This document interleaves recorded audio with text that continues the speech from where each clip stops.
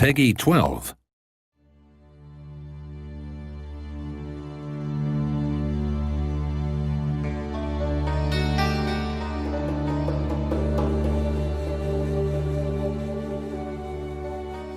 My name is Thomas Johansson, and I'm the project lead for Europa Universalis 4, and I'm going to tell you a little bit about our upcoming expansion called Wealth Nations. The main focus is trade, and one of the things that makes trade great for me is that it really drives directions for conflict, and that's really something that we want to strengthen further. So with Wealth Nations, we want to give the player more tools to create conflicts. First of all, we're going to allow you to fabricate a reason for a trade war. And then we're also changing how trade wars work. We're also looking at trade republics. I mean, merchant republics in EU4, they had lots of cool bonuses, but they were always a bit weak because they're really small, like the nation of Venice, for example, just has a coastline. So we figured that, why keep these people around? So we're actually giving them another new bonus. If a merchant republic trades in an area where you own provinces, that's not just a loss for you. Instead, it will also boost production in that province. You will have to feel that how much money do they steal from me and how much production do I get back? So should I fight them or shouldn't I?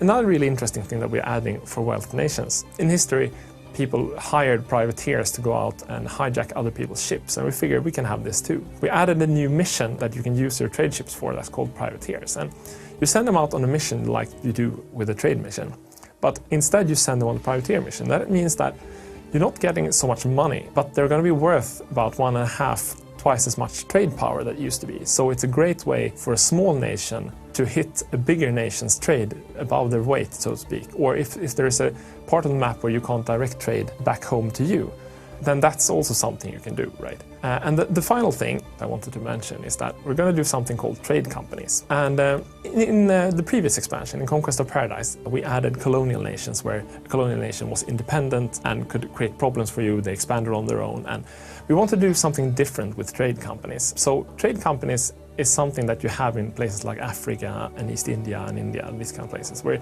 you assign provinces to your trade company. As you do that, these provinces will be worth much more in trade power, but much less in manpower and taxes. So it's become a way of specializing your trading empire. And then one thing we haven't talked about before that we're adding newly is that when you neighbor nations that are more primitive than you, they can use this and do something we call they can westernize, they can learn new things. But if they're neighboring to a trade company, they can't do that anymore. So your presence isn't so marked in India, for example, if you have a trade company.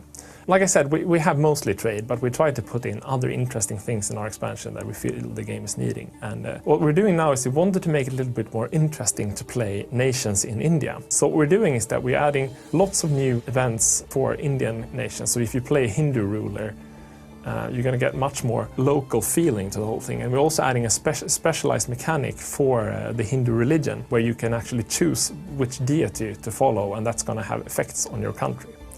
This expansion is not going to be a bit about the big strokes. This one is going to have a lot of different changes. And of course, there's going to be a big patch where we add a bunch of free features at the same time as we release the expansion. And one thing I can tell you about is that we're completely redoing the rival system. Picking rivals is actually something you have to do, but a big choice, because if you don't fight your rivals, that's going to impact you badly, and something that we call your power projection will suffer.